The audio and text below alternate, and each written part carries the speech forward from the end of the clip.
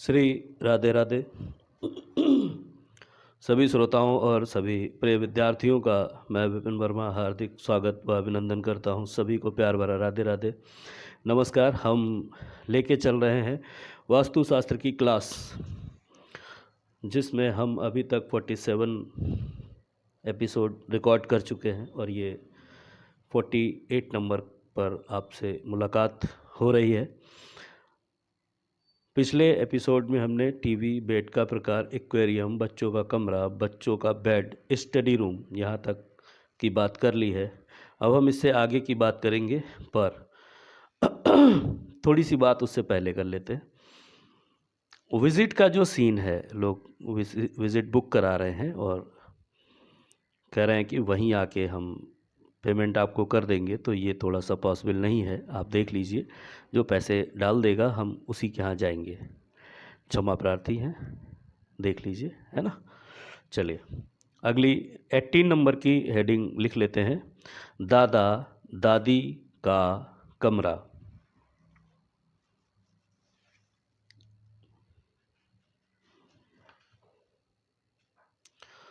इसको सिर्फ दादा दादी का कमरा ना समझे, इसको नाना नानी का कमरा भी समझे, ठीक है। एक ऐसा कपल जो ओल्ड एज है। चलिए हेडिंग के बाद डैश लगाइए और लिखना शुरू करिए। दादा दादी का कमरा नॉर्थ वेस्ट में बनाएं।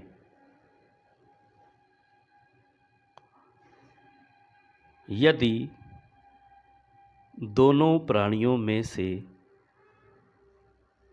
एक प्राणी ही जीवित है तो उनको पूर्व के कमरे में निवास देना फलकारी रहता है।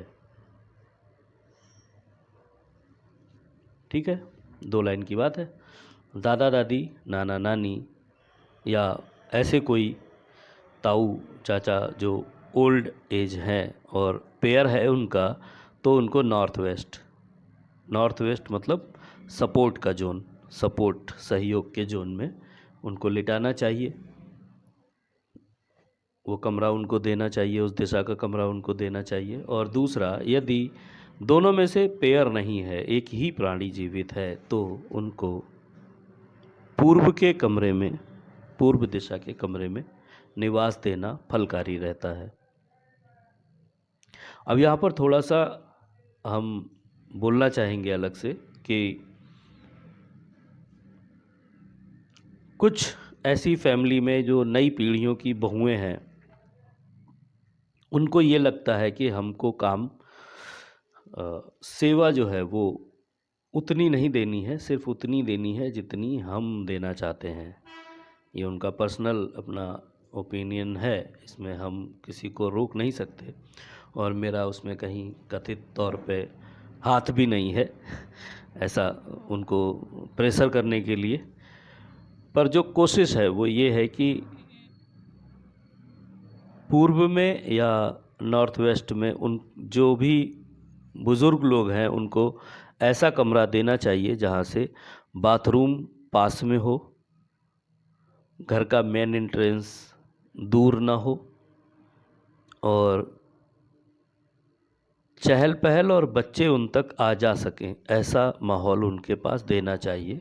क्योंकि उस उम्र में उनको आपकी लग्ज़री, आपकी अमीरी नहीं चाहिए, उनको बातचीत का क्रम चाहिए, बच्चों के साथ मनोरंजन चाहिए और शिथिलता की वजह से उनको बाथरूम या रोज़मर्रा की जो ज़रूरतें हैं उनको पूरा करने के लिए आसपास में ही अच्छी यूटिलिटी व्यवस्था चाहिए। अब कुछ लोगों का सीन ऐसा है कि 3 मंजिल का मकान बनाया है और दादा दादी या नाना नानी या कोई घर के जो बुज़ुर्ग हैं, उन बुज़ुर्गों को तीसरी मंजिल का कमरा दे दिया है, वो ऊपर ही रहते हैं। अब उनके लिए ये बहुत ही विसंगति वाली बात है कि वो 3 मंजिल जीना उतर के आएँ। मैं नाम नहीं लूँगा, पर हमारे एक पड़ोसी थे, जीना उतरते समय ही वृद्ध थे, वो गिरे और उनकी नाक टूट गई।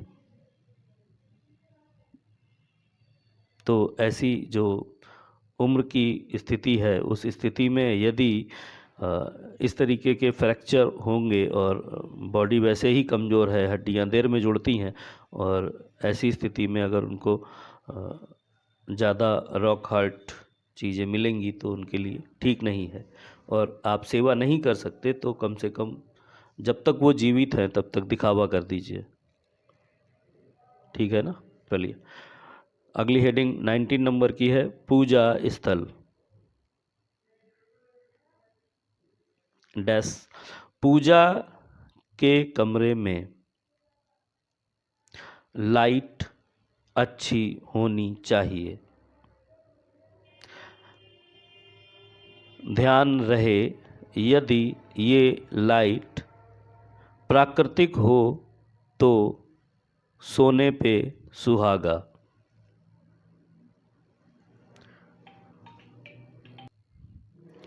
पूजा वाले कमरे के बगल में बाथरूम का निर्माण नहीं करना चाहिए। खंडित मूर्तियों को भी देवालय में नहीं रखना चाहिए। सीढ़ियों के नीचे भी मंदिर का निर्माण नहीं करना चाहिए और बेडरूम में या बेड के सामने भी मंदिर यदि बनाते हैं तो वो परिणाम नहीं देते और जीवन सुखकारी नहीं होता। पूजा स्थल और किचन दो के बगल में बाथरूम नहीं बनाना चाहिए, ये बात मैं पहले बता दूं क्योंकि इसमें बीच में एक लाइन आई है। पूजा जो है वो हमारे उस डिवाइन कनेक्शन को जोड़ने का काम है जिससे मैं कौन हूँ, कहाँ से आया हूँ, कैसे आया हूँ, कब शरीर चेंज करूँगा, आत्मा क्या है, ऐसे बहुत सारे कन्फ्यूजिंग क्वेश्चंस रहते हैं जो आते हैं जिनका हमें जवाब नहीं मिलता और हम परेशान रहते हैं। तो उसके लिए हमको एक व्यवस्था दी गई जिसमें हम ईश्वर से जुड़ सकें और अपने आप को प्योर कर सकें। तो पूजा के कमरे में लाइट अच्छी होनी चाहिए तो वहाँ का वातावरण अच्छा रहेगा। कोशिश रहे कि ये लाइट जो है नेचुरल हो, खिड़की दरवाजे बड़े बड़े हों, बढ़िया हों, सुंदर हों, बाहर से अच्छी रोशनी आए, ताज़ी हवा आए, है ना। पूजा वाले कमरे के बगल में बाथरूम ना बनाएं। बाथरूम को बनाना है अगर तो थोड़ा बाथरूम के जोन में बनाएं, तो वैसे ही किचन और बाथरूम अलग अलग अपने अपने जोन में बनेगा तो बाथरूम अपने जोन में बनेगा, किचन अपने जोन में बनेगा और पूजा स्थल अपने जोन में बनेगा। कहा जाता है, ये तो आपको पता ही होगा, कि खंडित मूर्तियों का प्रयोग पूजा में हमको मंदिर में नहीं करना चाहिए। सीढ़ियों के नीचे जो जगह बच जाती है, बहुत बार लोग उसमें मंदिर बनाते होंगे, हमने आज तक देखा नहीं किसी को बनाते, क्योंकि सीढ़ियों के नीचे लोग मंदिर बनाते होंगे। गुरुजी ने देखा होगा, क्यों हमने अभी तक अगर 200 केस मान लीजिए किए हैं, एक सपोज़ उन्होंने 2000 केस किए हैं, तो इतना अंतर है। वो 85 साल के हैं, मैं 41, 42, ऐसे 43 का हो जाऊंगा यार, 43 या जनवरी में 43 का हो जाऊंगा। तो डबल है, अभी उम्र का फासला डबल है, तो हमारे केसों का फासला जो है, केसेस जो हैं वो उनके बहुत ज़्यादा हैं हमसे। तो उन्होंने लिखा है अपनी किताब में, तो ये कहीं ना कहीं होता होगा। सीढ़ियों के नीचे लोग मंदिर बनाते होंगे तो नहीं बनाना चाहिए। और बेड के सामने, बेड जो है वो रिलैक्स जोन में आता है और बेड के सामने पूजा ध्यान का केंद्र है। अगर आपके पास स्पेस नहीं है तो आप मत बनाइए, पर अगर है और आपको एक ही कमरा है, आप मान लीजिए कोई भाड़े पे रहता है, एक ही कमरा है, भगवान को भी उसे रखना है, उससे भी उसे जुड़े रहना है और दुनियादारी भी उसको देखनी है, आगे की जनरेशन के लिए भी कुछ प्रयास करने हैं, तो ऐसे में हम समुचित पर्दे या दरवाज़ों का मंदिर में इंतज़ाम करें। बाकी तो सबको पता ही है कि क्या बात होने वाली है। ऐसे मंदिर जो खुले रहते हैं और बेड के सामने रहते हैं और आप जीवन में नए परिणाम चाहते हैं, नई मेहनत करते हैं और उसके परिणाम अच्छे चाहते हैं, तो वो अच्छे परिणाम ऐसा मंदिर नहीं देता है। तो हमको वैसे भी आजकल सर्दी है, शयन क्रिया करा दी जाती है, रजाई वगैरह उड़ा देते हैं, भगवान जी सो जाते हैं और सुबह उठते हैं तो ऐसी मानसिकता है हमारी कि हम जब नहा धो के उनका पूजन करने जाते हैं तभी उनको जगाते हैं, है ना। चलिए, मंदिरों में अलग व्यवस्था है, घरों में अलग व्यवस्था है। Heading number 20, drawing room dash मालिक को पूर्व या उत्तर में मुंह करके बैठना चाहिए। टीवी व होम थिएटर, इन्वर्टर या बिजली उपकरण आग्नेय में लगाने या रखने चाहिए। एक्वेरियम नॉर्थ ईस्ट में ना रखें और बनावटी साज सज्जा का सामान भी घर में नहीं रखना चाहिए। कोई भी प्लांट इस दिशा में ना लगाएं। ड्राइंग रूम ज़्यादातर लग्ज़री रखा जाता है, ज़्यादातर शोभायमान रखा जाता है, ज़्यादातर ऐसी व्यवस्था रखी जाती है कि लोग आएँ और हम अपना इम्प्रेशन उन पर छोड़ें। इम्प्रेस करने के लिए जब हम ड्राइंग रूम को सजाते हैं तो वो सजाने में बहुत सारी चीज़ें बाहरी जो नेगेटिव हैं, जिनका कोई सोर्स नहीं है, जो जीवित नहीं है, ऐसी चीज़ें भी ला के रखते हैं, तो वो पूर्णतया वर्जित है। पहले तो ये समझ लीजिए। दूसरी चीज़ है, मालिक को पूर्व या उत्तर में मुंह करके बैठना चाहिए। अब मालिक को पूर्व या उत्तर में मुंह करके बैठना चाहिए, तो अब मालिक अपने घर में रहता है, उसको तो पता है, वो तो बैठ जाएगा। पर मान लीजिए कोई दूसरी तरीके से इसको लिख दे तो आप कैसे समझेंगे? तो इसके लिए आप समझ लीजिए कि इसको इस तरीके से भी लिखा जा सकता है कि मालिक को हमेशा दक्षिण और पश्चिम में बैठना चाहिए। उसका मुंह पूर्व और उत्तर की तरफ अपने आप हो जाएगा। चलिए, टीवी, होम थिएटर, इन्वर्टर या बिजली उपकरण आग्नेय में लगाने चाहिए या रखने चाहिए। अब ये एक टर्म्स जो है वो थोड़ा सा फंस गया मेरे हिसाब से आप लोगों के दिमाग में। अगर क्लियर है तो ठीक है, नहीं है तो फिर थोड़ा सा समझते हैं। क्योंकि ड्राइंग रूम एक रूम है और वो पूर्व में या उत्तर में बना है। अब ये क्वेश्चन भी है मेरा कि मान लीजिए, मैं आंसर भी कर दूंगा कि टीवी, होम थिएटर, इन्वर्टर, बिजली उपकरण आग्नेय दिशा में लगाने हैं और कमरा जो है वो ड्राइंग रूम जो है वो पूर्व या उत्तर में बनाना है। अब ये पॉसिबल कैसे होगा? कमरा पूर्व में बन गया या उत्तर में बना है, ड्राइंग रूम में ही टीवी लगानी थी, अब उसे आग्नेय में लगाने के लिए कह रहे हैं। होम थिएटर दिखाना था, टीवी दिखानी थी लोगों को, इन्वर्टर दिखाना था, बिजली के उपकरण जो लगाने थे वो तो चलो लग जाएंगे, पर टीवी, होम थिएटर और ये जो बड़ी बड़ी टीवी स्मार्ट आ गई हैं, इन सबको दिखाना था कि देखो है मेरे पास, इसे ले जाके आग्नेय में लगा देंगे तो फिर ड्राइंग रूम में क्या रखेंगे, है ना। किचन जब हम पढ़ा रहे थे तो हमने बताया था कि किचन में दक्षिणी दीवार के पास में फ्रिज रखेंगे, microwave mixie east south east में रखेंगे, मंथन के जोन में। उस समय पे हमने कहा था कि किचन का एक कमरा अगर चुंबक के टुकड़े कर दिए जाएं तो किचन अपने आप में एक फिक्स स्क्वायर एरिया हो गया, प्लॉट एरिया हो गया। वो उसका सेंटर निकालिए और उसके साउथ में जाके फ्रिज को और ईस्ट साउथ ईस्ट में माइक्रोवेव और मिक्सी को रखिए। ऐसे ही ड्राइंग रूम जो बनाएंगे पूर्व या उत्तर में, अब ड्राइंग रूम अपने आप में एक प्लॉट एरिया हो गया और उसका जो साउथ ईस्ट है सेंटर से, उस साउथ ईस्ट डायरेक्शन में टीवी, होम थिएटर, इन्वर्टर, बिजली उपकरण रखने और लगाने चाहिए। पहली बात तो एक्वेरियम रखना नहीं चाहिए, मेरी मान्यता ऐसी है। फिर अगर आप रखना चाहते हैं तो नॉर्थ ईस्ट में ना रखें। उसे पहले बताया कि उत्तर दिशा में लगा सकते हैं।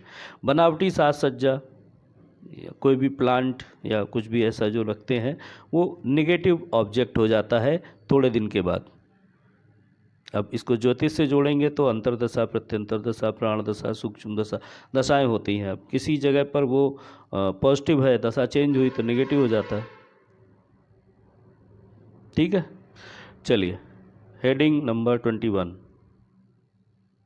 बहुत जल्दी से इसे ख़त्म करेंगे। बाथरूम और टॉयलेट डैश नॉर्थ वेस्ट वायव्य में बनाएं या फिर ज़रूरत के हिसाब से पूर्व में भी बना सकते हैं, पर नियमगत उनको उनके जोन में बनाना ज़्यादा फ़ायदेमंद होता है। बाथरूम और टॉयलेट पे बहुत बात होती है, तो इसको नॉर्थ वेस्ट में बना सकते हैं।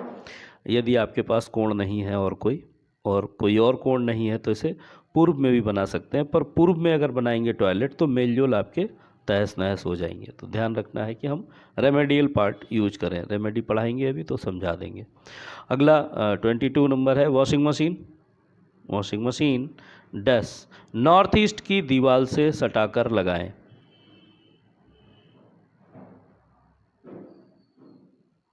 अब इसको ईस्ट साउथ ईस्ट में भी रख सकते हैं और नॉर्थ ईस्ट की दीवार से सटाकर भी लगा सकते हैं। 23 नंबर है गीजर। ये सब एक एक लाइन के हैं। गीजर डैश गीजर को लाइट से चलाते हैं, अतः इसे साउथ ईस्ट में लगाना चाहिए।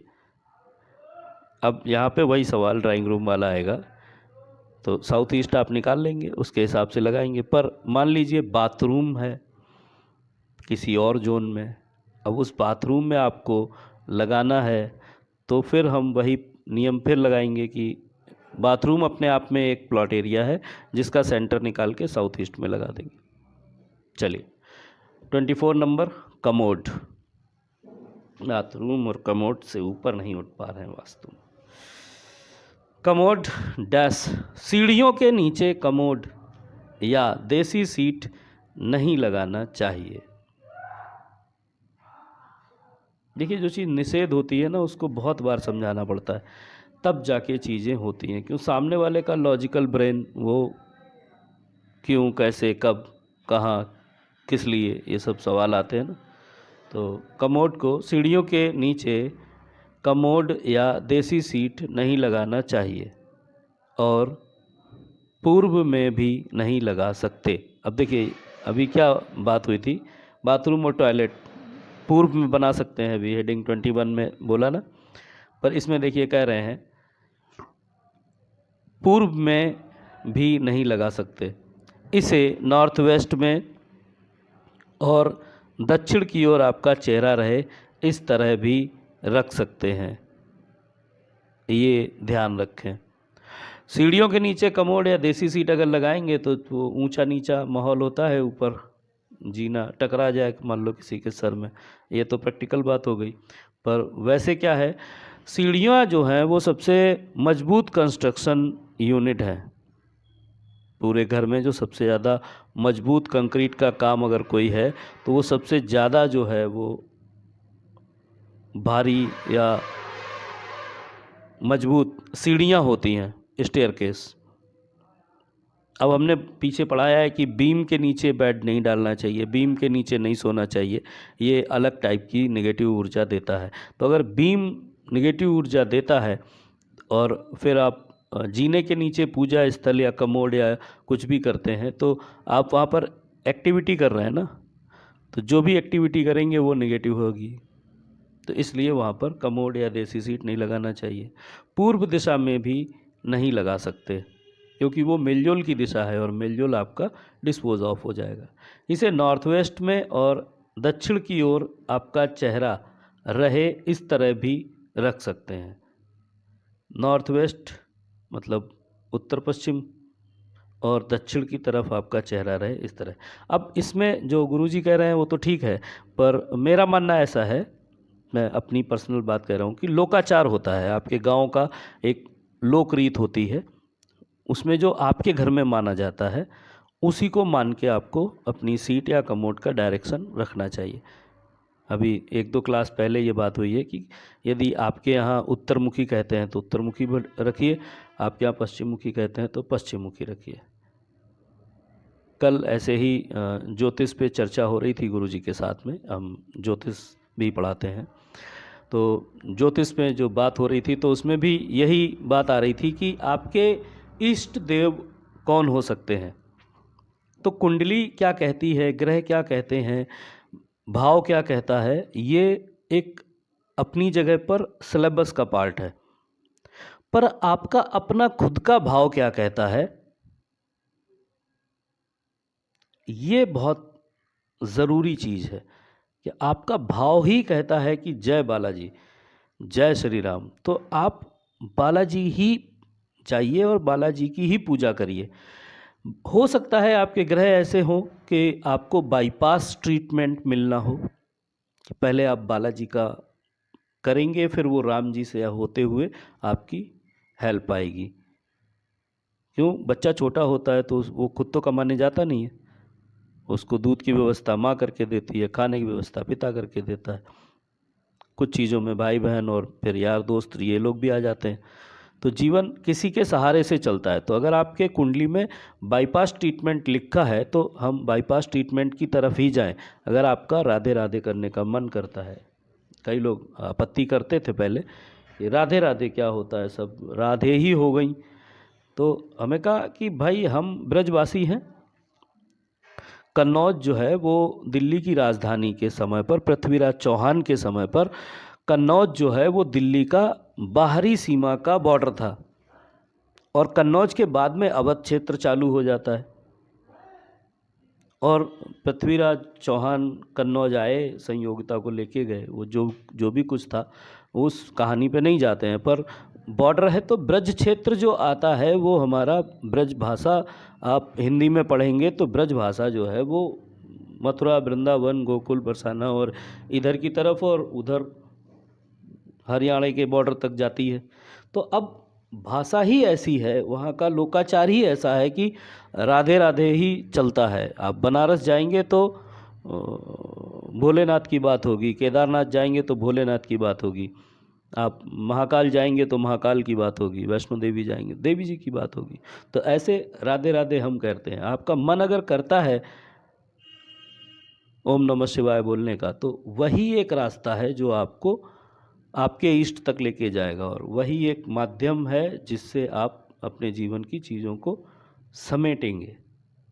तो ऐसे ही उस लोकाचार को ही आप मानिए और टॉयलेट की सीट या कमोड की सीट को उसके हिसाब से लगाइए। अब ये व्यक्तिगत बात भी बीच में आई, चीज़ें लंबी होती हैं, पर चूँकि आप भी जाके कहीं किसी केस को समझेंगे, उसको समझाएंगे, तो वहाँ पर आपको सिर्फ सूत्र नहीं, सूत्र के साथ में उसको इम्प्लीमेंट कैसे करना है, इसके लिए एग्जाम्पल कहाँ से लाएंगे, वो चीज़ें भी आपको साथ साथ ज़रूरत पड़ेंगी। अगली heading 25 number, guest room. Guest room, guest भी एक चीज़ है। डैश लगाइए। सही दिशा नॉर्थ वेस्ट है, पर इसमें भी नियम बेडरूम वाले ही इस्तेमाल होंगे। जो आपके बेडरूम में नियम इस्तेमाल हुए थे, पिछली हेडिंग को देख सकते हैं, है ना, वो सारे बेडरूम के नियम इसमें इस्तेमाल होंगे, और इसकी दिशा नॉर्थ वेस्ट होनी चाहिए, सपोर्ट का जोन। और नॉर्थ वेस्ट में गेस्ट का कमरा अगर देते हैं तो गेस्ट ज़्यादा दिन रुकता नहीं है।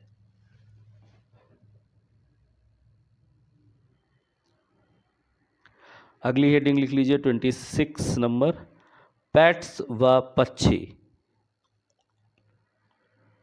अभी थोड़ी देर पहले पैट्स की बात हुई थी ना, जब एक्वेरियम की बात की थी, अभी पैट्स व पक्षी। डैश नॉर्थ ईस्ट में आप उसका घर के बाहर बना दें, नियम को समझ लें। नॉर्थ वेस्ट में भी उसका घर के बाहर बना सकते हैं। वैसे तो किसी को भी कैद या पिंजरे में नहीं रखना चाहिए, पर यदि रखना ही चाहें तो बालकनी, घर के पीछे, साउथ ईस्ट या नॉर्थ वेस्ट में बाहरी दिशाओं में रख सकते हैं। पेट्स व पक्षी ये दोनों ही अपनी ही ऊर्जा से अपने आप को तो बढ़िया बना सकते हैं, बनाते ही हैं, जीवन जीते हैं, पर ये आपके यहाँ आने पर निगेटिव जहाँ पे एक होता है जियोपैथी स्ट्रेस। जियोपैथी स्ट्रेस जो है वो जहाँ पर निकल रहा होता है उस जगह पे जाके बिल्लियाँ बैठती हैं, सांप बैठते हैं, कुत्ते बैठते हैं, पक्षी भी उसी पॉइंट्स पे जाके बैठते हैं। तो पेट्स का जो भी काम है वो नेगेटिव ऊर्जा से ही चलता है, क्योंकि वो चारों पैरों से चलते हैं, हम लोग दो पैरों से चलते हैं। अब जियोपैथी स्ट्रेस क्या होता है, जैसे भूकंप आता है, तो जब भूकंप आता है तो हमको पता होता है रिएक्टर पैमाना कितना है और वो कितने डिग्री का आया, कितना घातक है। घातक जब आता है या थोड़ा बहुत आता है तो हम लोग उसको नाप सकते हैं मशीनों से और हम उसको समझते हैं कि हाँ भूकंप आया, क्यों हमें कुछ घटित होता हुआ दिखा। जब दिखता है हम उसको तभी मानते हैं। अब इसी की अगली स्टेप पे जाएं अगर, तो भूकंप पृथ्वी घूम रही है, पृथ्वी के नीचे की सतह में अंदरूनी भागों में बहुत बड़ी बड़ी चट्टानें हैं जो आपस में जब पृथ्वी घूमती है, घूर्णन क्रिया करती है, तो वो भी घूमती हैं। पानी, दरिया, समुद्र सब कुछ पृथ्वी के साथ घूम रहा है। अभी चाइना ने एक बहुत बड़ा डैम बनाया है और उससे लगभग 13 मिनट की स्पीड जो है पृथ्वी के घूमने की वो स्लो हो गई है साल में।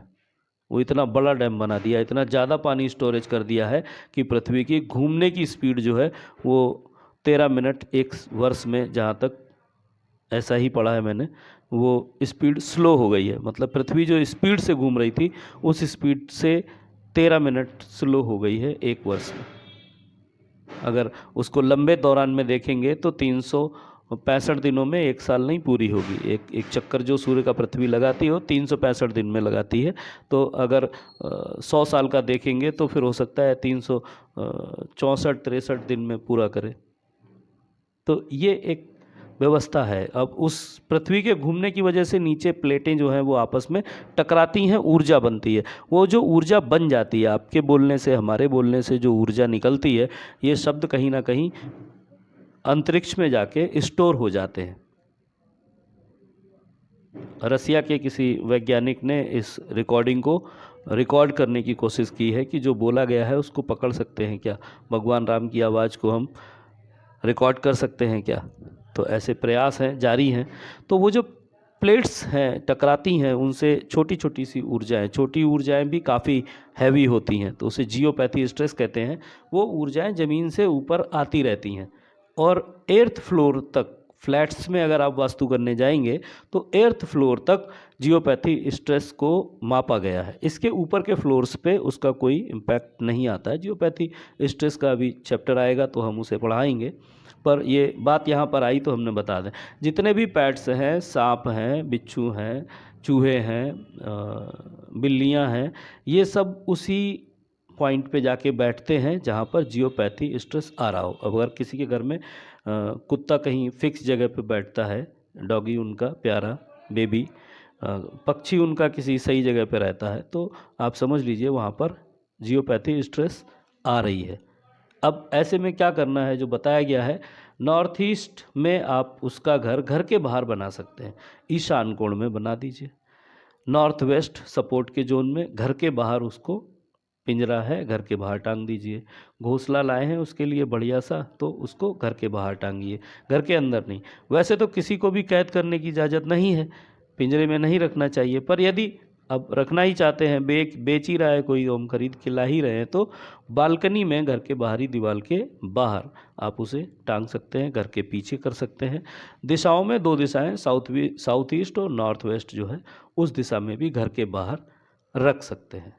तो हमने आज 26 पैट्स व पक्षी तक की बात कर ली है। इसके बाद बरामदा, सीढ़ियाँ और तमाम हेडिंग हैं जो अभी बाकी हैं। उसके बारे में हम आगे के समय में बात करेंगे। अगले रिकॉर्डिंग में मिलेंगे, तब बात होगी।